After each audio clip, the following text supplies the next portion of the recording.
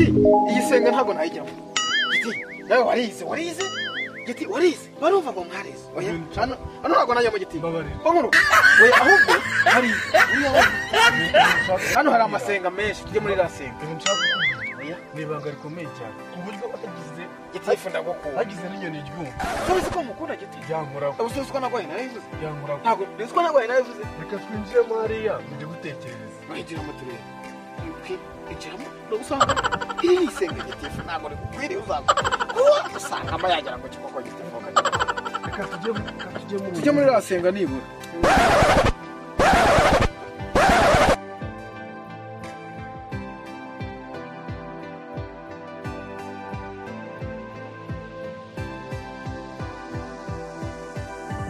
nuko rero umuntu ubwira wa mugabo ubu ngubu ndeba gutya ikintu kimbayeho ntabwo kizagirana mu mateka ikize dore nari mfite misiyo ngomba kujyamo nuko rero nari mfite ukuntu wowe wenda kujyayo nari mfite misiyo banyoherejemo mu butumwa bw'akazi mission hari umugore twajyaga duhura mbere yuko ngenda mugahurira mu muhanda mu buryo bw'ibanga mugahurira mu muhanda nuko bikada dufite ahantu duhurira nuko rero nagiye ngeze muri iyo geto duhuriramo muri geto agomba kuza agahansanga nuko ndangije mugenda rimutegereje nifata serifi urayizi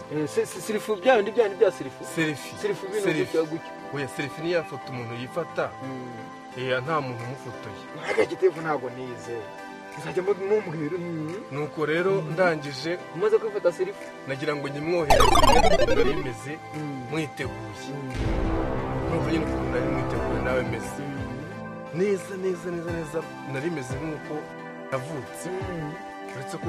ntavutse ndi mukuru ubu nari meze nuko